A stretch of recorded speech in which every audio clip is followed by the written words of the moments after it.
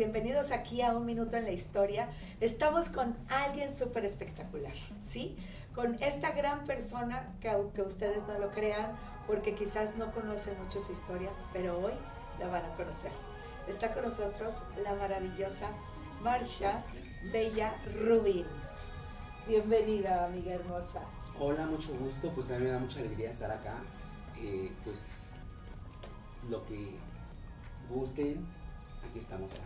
Yo lo sé y te agradezco mucho el que hayas permitido venir a este hermoso foro, a estas cámaras y con este maravilloso público en el que ahora vamos a saber un poquito más de todo lo que está sucediendo y que no nos lo cuentan acerca de los inmigrantes.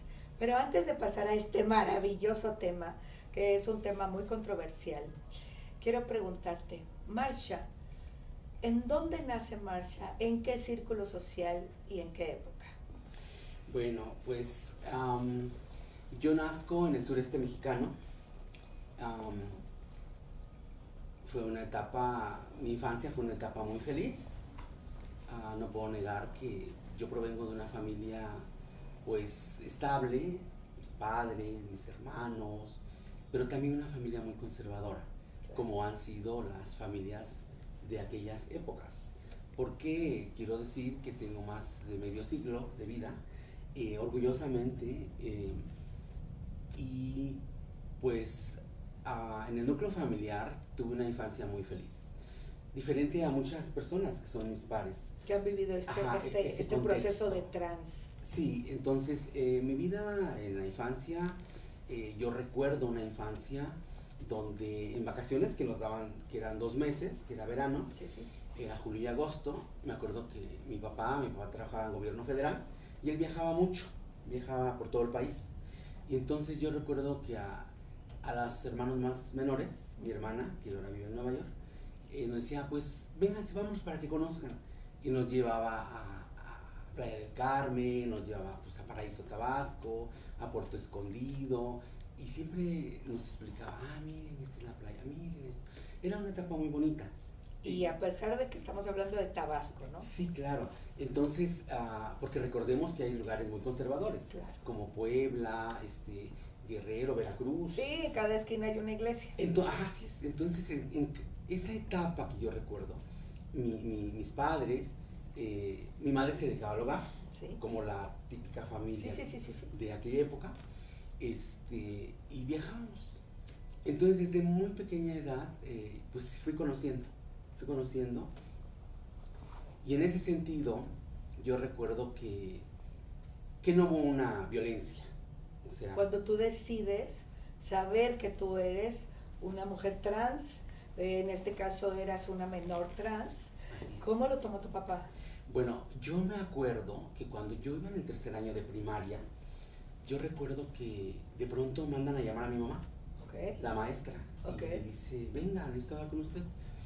Y le explican que pues algo no estaba bien, ¿no? Porque claro, yo me acuerdo que en esa época había las clases de educación física. Sí, claro. Entonces separaban a los niños que jugaran fútbol y las niñas voleibol. Me acuerdo mucho de ello. Sí. Y cuando yo jugaba fútbol no se me daba. Pues patear la pelota, meter el gol. Sí, no eras con esa habilidad. Y empezaba ese bullying. Y ya me empujaban y me aventaban. Y los niños se reían, me decían, mira, es que camina como niña, o corre como una niña, porque yo era gordita siempre, entonces corría así como una niñita, ¿no? Y me decían, esto no es normal.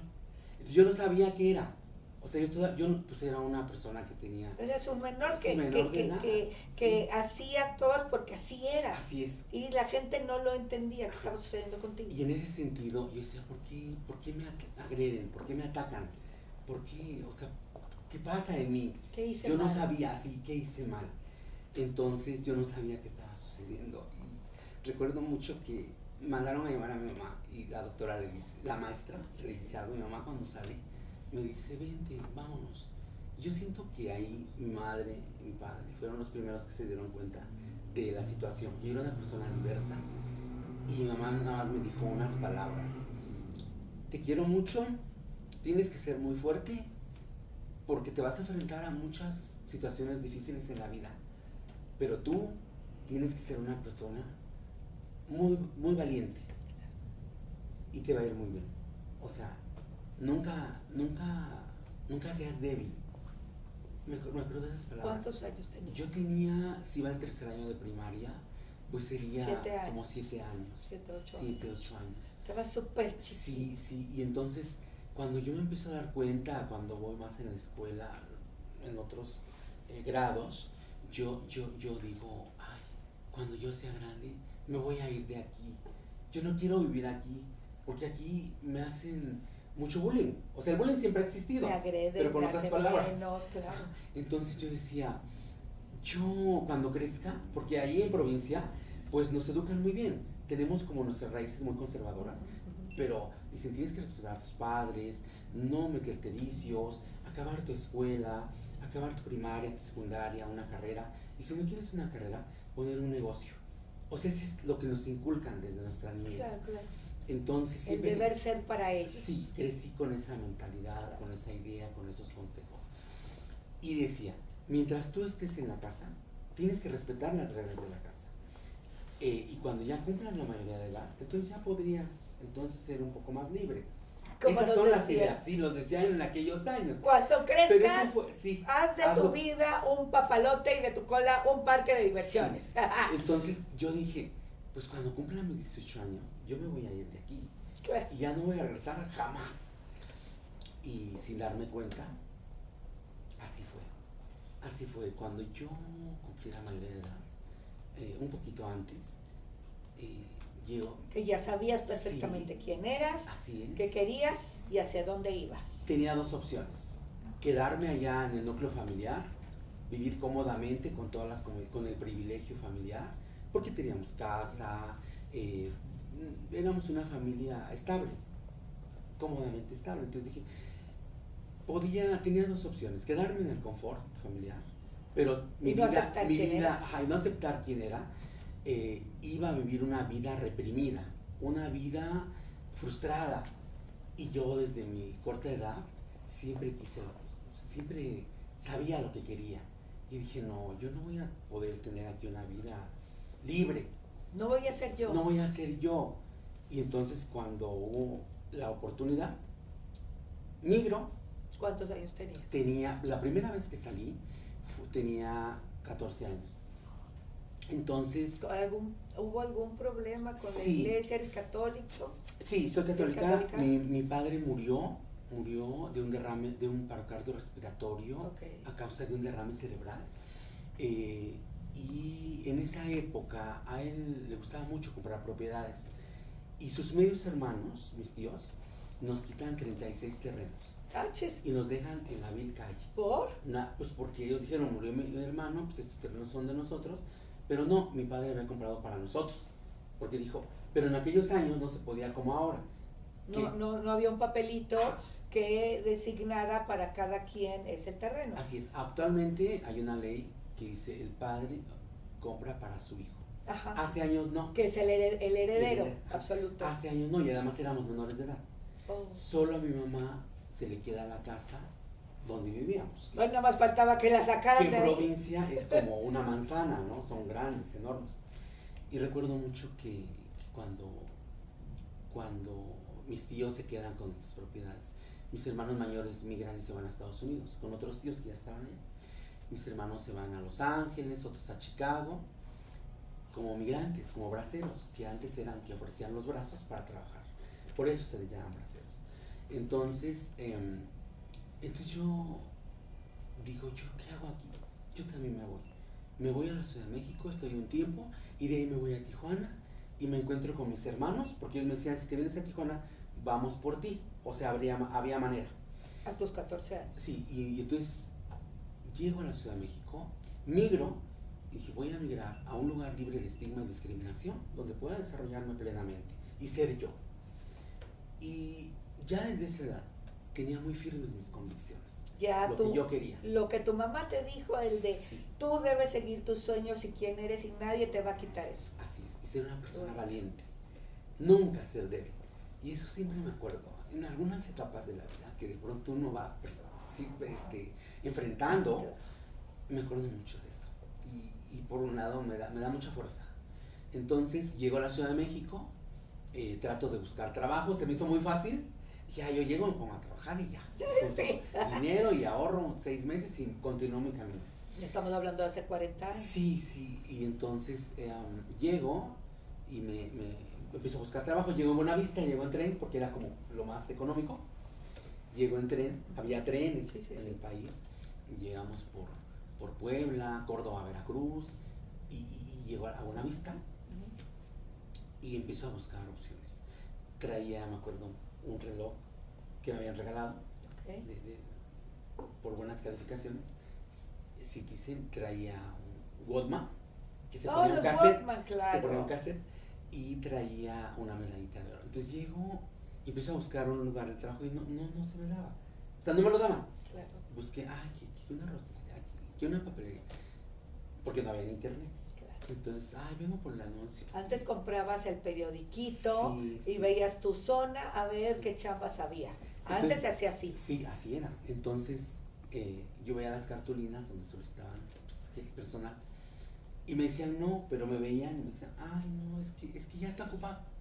Y ya ¿Tú está ibas ocupado. Vestido como? Sí, como pues ¿Con diversa. pantalones? Estaba en la transición. Estabas en la transición. Ya venía con el honguito. Ya, ok. Y entonces yo decía, pero ¿por qué no me dan trabajo?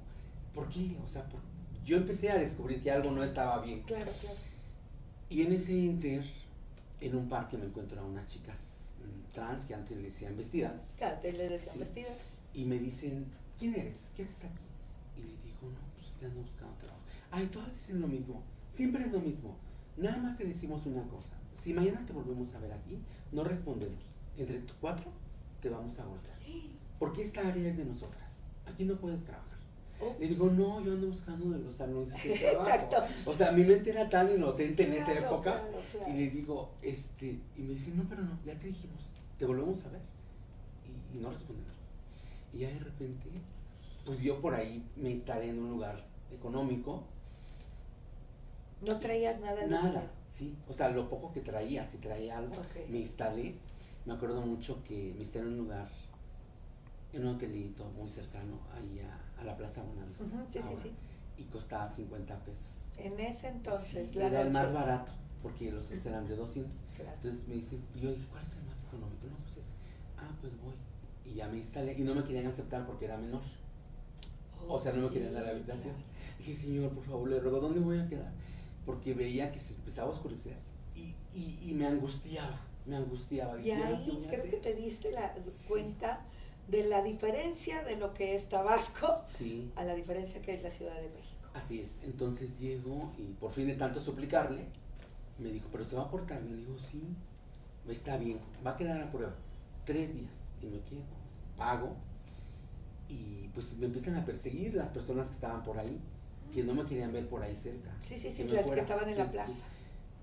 Me golpearon, me rompieron, me fracturaron la nariz, y me dijeron que no querían volverme a ver ahí, porque si no iba a ser más peligroso. Y entonces dije, pero yo ando buscando otro. Entonces por fin encuentro en un restaurante. ¿Qué estaba por ahí? Y me dicen, sí, pero va a ser el turno más pesado, el de la tarde y noche. Que nadie quiere, que nadie dura. Digo, sí, no importa, yo sí lo quiero. Y ahí empiezo a trabajar, empiezo a ahorrar y empiezo a capacitarme. Me metí a estudiar. Sí, porque tenías que seguir estudiando. Sí, claro. me metí a estudiar algo emergente, me metí a estudiar diseño de imagen, o sea, de belleza.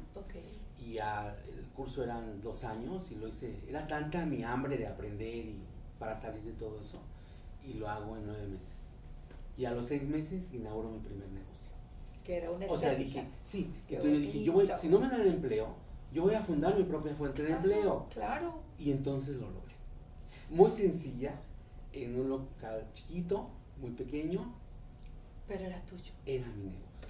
Y de ahí salieron en alrededor de 2 años y medio para 5 negocios más.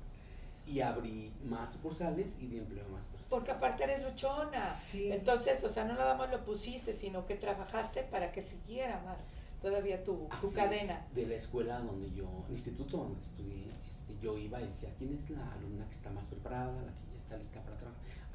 mira, aquí ya está un negocio, ten las llaves, vamos a ser socias. Yo no quiero nunca tratarte como una trabajadora o como una empleada, porque yo sabía lo difícil que era eso. Las tratabas como y le socias. dije, vamos a ser socias. Y entre más ganas, Lechis, vamos a ganar más. Y entre más ganamos, tú vas a ganar más. Entonces aquí están las llaves, aquí está tu negocio, y yo no te voy a estar vigilando. Nada más, cuando no estén bien las cosas, pues ya platicaremos. Y entonces me fue muy bien. Me fue muy bien porque abrí una y luego de ahí salió para otra y luego otra. Porque ayudaste a mucha gente. Y de pronto ya empecé a recibir ya los reconocimientos, por ejemplo, de emprendedoras, el Beauty Show, que vienen los Masters de Italia, de Francia, de Brasil, que hacen L'Oreal, Alpha Part y tal. Que vienen todos estos a ver las nuevas tendencias cada año, ¿no? Y todo, en corte, color y peinado, alto peinado, colorimetría, permacología. Entonces me voy involucrando y veo un mundo, otro mundo. Y dije, pues de aquí soy. De aquí soy. Sí. Entonces, muchos años sigo este tipo de emprendimiento. Claro. Y con el tiempo, de pronto empiezo a ver la otra cara, ¿no? Esas amigas que me golpearon, después fueron mis grandes amigas. Después vieron mi primer negocio, iban allá, yo les cortaba el cabello, las arreglaba guapísimas. Se hicieron buenas muy amigas. Las quise mucho.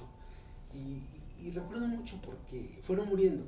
Con el tiempo a una la asesinaron, su pareja la asfixió, a Paola, a la otra amiga, Abril, a la que más quise, que ella me defendió en aquella época y dijo, no, ya no la golpeen. Recuerden que así llegamos todas. Esas fueron sus palabras de ella. Ya no la golpeen, ¿por qué le están pegando? Porque ya le dijimos que aquí no se puede dar ni siquiera caminar. Que no la peguen, acuérdense que así llegamos todas. Al contrario, ven, ¿cómo te llamas? ¿Y dónde eres? Vamos a hacer una cosa. Vamos a ser amigas. Me acuerdo mucho de Abril. Y cuando yo me metí a estudiar belleza, Abril me regaló mi primer máquina y mi primer secadora, un kit. Me dijo, tienes que lograrlo, porque tú eres diferente. O sea, todavía no estás tan maleada. Me acuerdo que me dijo así. Y entonces lo vas a lograr. Y te traigo un regalo. Porque las demás se burlaron. Ay, ¿cómo que se metió a estudiar? Ay, no. Y la Abril sí, tiene un regalo. Entonces con el tiempo fuimos muy amigas. Y con el tiempo fueron muriendo. Abril también fue violentada y murió. Murió también otra amiga que se llama Corina, también fue asesinada. Entonces, estas personas que formaron parte de tu vida cuando llegaste aquí, porque al principio te golpearon, al principio te manipularon, sí, y después se hicieron tus amigas, y dicen por ahí que bueno, lo que no te mata te hace más fuerte. Así es. Y me recuerdo mucho de esa etapa de que justamente en aquellos años que convivimos, porque eran de diferentes partes, una era de Honduras, una era de El Salvador, una era de Tabasco también, otra era de Tapachula, Chiapas, y habían llegado, así como yo, años atrás.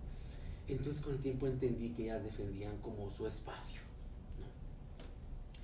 Entonces, justo en una de mis trabajadoras, Gaby era una chica trans, que un día pasaba y veía, y un día entró y me dijo, yo quiero el cabello así como tú, rubio. Y le digo, sí, yo te lo hago. ¿Y cuánto me cobras? No, pues tanto. Ay, es que no me alcanza. Me dice, cuando me paguen en la semana, te paguen así. Porque ella trabajaba en una fábrica, okay, y le pagaban muy poquito. Okay. Y me dijo, todo lo que me den en la semana te lo doy, y la otra mitad en la otra parte. Y ya cuando te acabe de pagar, me lo haces. Le dije, no, siéntate, te lo hago de una vez. Y ay, tú cuando puedas me los traes. Bueno, de veras, sí. Y la hice rubia, como ella quería. Y le empezó a ir muy bien. Pero un día me llamaron y me dijeron que si yo conocía a Gaby. Y le digo, sí, claro, es una amiga mía y trabaja conmigo. Me dice, es que queremos ver si nos puedes apoyar. Somos de la fiscalía, porque hay una persona que en su celular trae tu número y no sabemos si es Gaby. ¿Y dónde? Pues vengan. Y fueron por mí. Fuimos a un lugar, en un hotel, en la salida a Cuernavaca.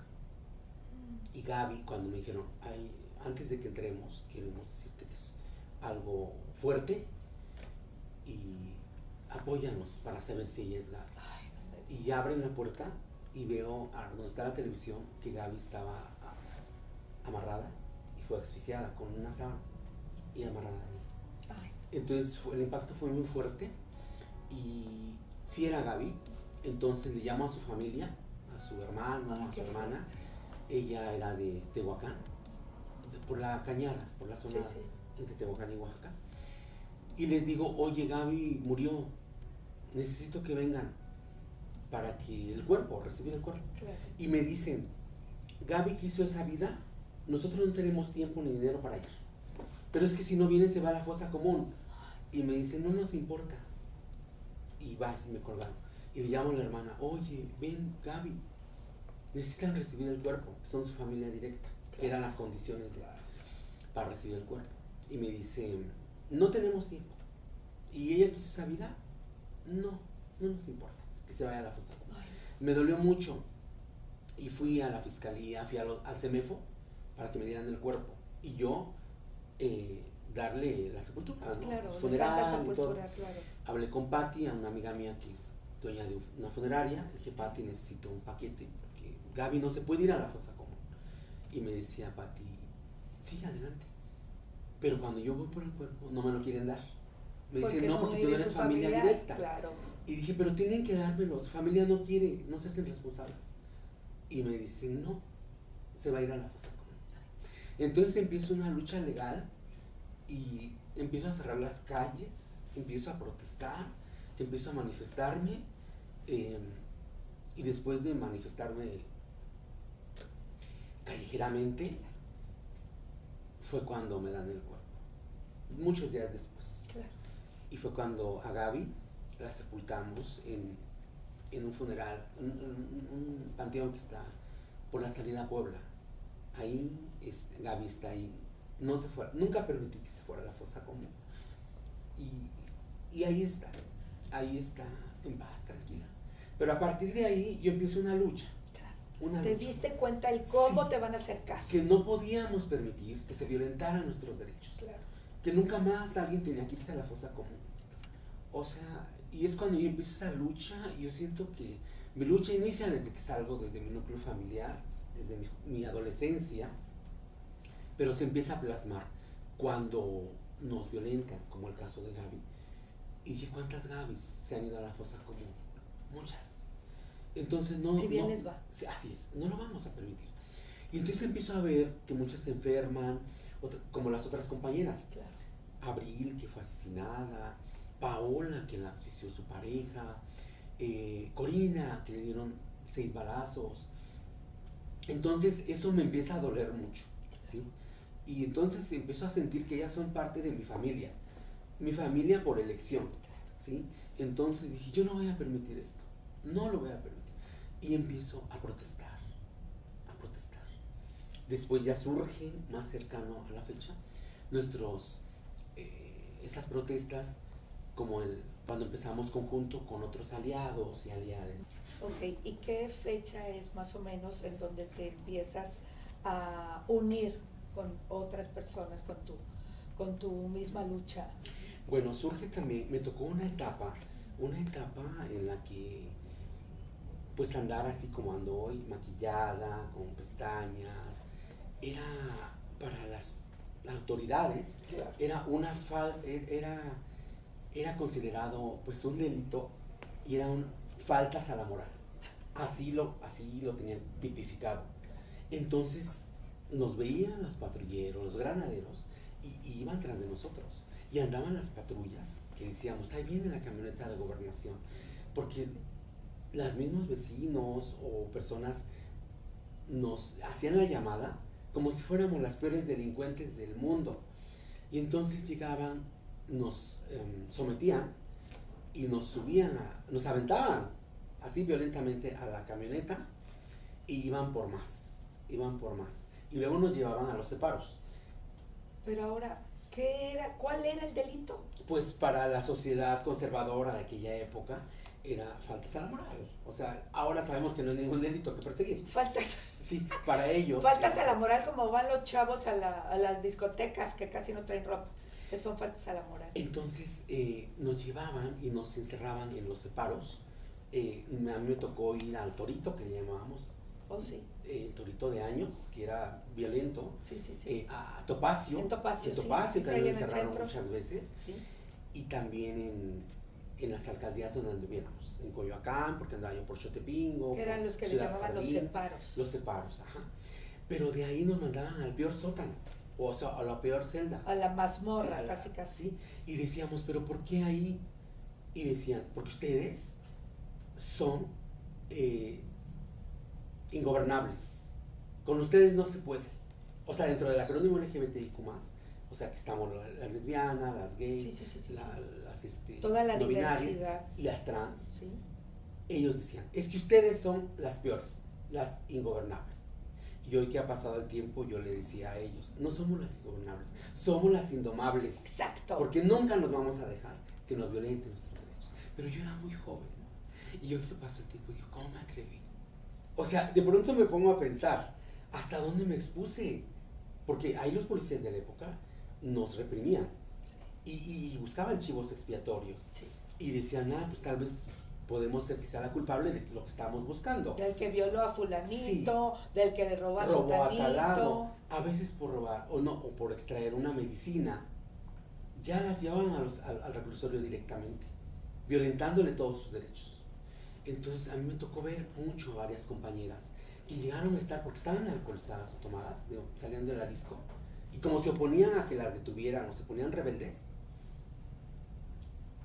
o ingobernables, como decían ellos, Sí, sí, sí. ya las llevaban directo a los reclusorios. Diciendo sin deber que nada. él fue Sí, o sí. al que estaban buscando, el que había secuestrado. Le sembraban delitos. Todavía me tocó que cuando nos ponían ¿cómo se llama? El tehuacán y la bolsa. ¿En la nariz? Sí, para que uno declarara culpabilidad en algo que ellos quisieran. Eso sí es verdad. Sí, lo del claro, a mí me tehuacán. tocó, yo lo viví. O acceder a sus bajos instintos de ellos. Ay, no. Entonces, no era nada fácil. Entonces, por eso ellos me decían así, son las ingobernables. Yo decía, no, somos las ingobernables. Entonces, pasar todo ese tipo de arbitrariedades hace que uno vaya exigiendo nuestros derechos. Me tocó la época del Negro Durazo, Bueno, que fue un tipo como Uruchurtu. sí, claro. Entonces, ellos eran homofóbicos. O sea, iban a donde había denuncias ciudadanas o vecinales y hacían las redadas. ¿Sí? Y Con nos gente rapaban. inocente. Por eso le decíamos la racia. Nos rapaban y nos exhibían en los separos. Y llegaban los periodistas amarillistas a ver quiénes estaban detenidas o detenidos, o detenides, como decimos ahora. Tomaban la foto y decían, una vestida o un hilo. Y nos exhibían en el periódico La Alarma. Sí, De sí, sí. aquella época. De hecho, justamente ahorita iba yo a decir el periódico La Alarma, porque hay muchísima información de gente que estaba rapada, que bueno, en otras partes de la historia, las personas rapadas son las que tenían una penitencia o eran las peores personas de esa sociedad. Y ahora que estás hablando de que tú fuiste parte con gente muy, por supuesto que inocente, y gente que a lo mejor ignoraba muchas cosas porque, pues, ¿quién estaba de su lado? Así es. Y cuando nos oponíamos, nos mandaban, por ejemplo, a Lecumberri. Que recordemos que ahí en Lecumberri, justamente cuando fue la redada de los 41, 41 gays, Sí, sí, sí. recordemos que en esos 41 no eran 41, eran 42. Así es. Porque el 42 era el yerno de Porfirio Díaz, era el presidente de México. Ignacio Mier, que estaba casado con Amada Díaz, la hija del presidente. Entonces lo separaron por el escándalo que podía ocasionar esto, pero a bajo perfil fue como un secreto a voces. Que de hecho hay una película que se llama, que les invito a que la conozcan y la vean, que me tocó presentarla aquí en México, en Cinépolis, El baile de los 41. Y retrata esa historia y cómo cuando los detienen en una casa en la colonia Tabacalera, en Antonio Caso, que se llamaba Avenida de la Luz y de la Paz, ahí se reunían chicos de la diversidad y chicas de la diversidad para pues disfrutar un momento, ¿no? Y su noviazgo, Convivir, porque muchos convivir. tenían novio. Así es, y entonces los encuentran, les hacen una redada y los envían unos a Lecumberri y otros a trabajos forzados a la cárcel de Yucatán. Y justamente los envían al anexo J, de ahí la palabra Joto, Así es, porque ellos estaban en el anexo J. así es, en el pabellón. Así, J. hoy que han pasado los años me ha tocado como defensora de derechos humanos y comisionada federal de los derechos humanos, grupos vulnerables inmigrantes, del cual soy actualmente presido del Consejo Académico Mundial, orgullosamente, ir a dar pláticas y conferencias de sensibilización justo en el anexo J de lo que hoy sabemos que es la ex cárcel de Lecumberri y hoy es el Archivo General de la Nación. Y ha sido, pues sí, también entrar ahí y saber la historia, como que la piel se nos pone chinita, porque ver esas paredes donde fueron violentadas las personas de la diversidad, simplemente por ser ellos y ellas y ellas, algo muy lamentable y muy triste, pero eso son las vitaminas que nos da fuerza para seguir en la lucha, para que nunca más vuelva a suceder y no haya repetición, porque tenemos que trabajar las luchas pasadas como las de ellos, las presentes que somos nosotras y las futuras que vienen atrás de nosotros, que son las infancias trans, para que nunca más se vuelvan a sufrir las arbitrariedades que nosotros sufrimos en carne propia. Claro. Y por eso es que la lucha sigue por nuestros derechos. Y en el caso mío, esa lucha va a seguir hasta lograr que la justicia, los derechos, las libertades y la dignidad se vuelvan costumbre para todas, todos y todes, para toda la diversidad, porque la diversidad no nada más es la diversidad sexual, la diversidad somos todas y todos, los inmigrantes, los afrodescendientes, los indígenas, las personas de talla pequeña, las personas de pueblos originarios, las personas en reclusión, las personas del trabajo sexual, porque trabajar, si hay personas del trabajo sexual no es un delito, trabajan por necesidad, exacto, por hambre, porque no les dan las condiciones dignas. Y no tienen las herramientas para trabajar en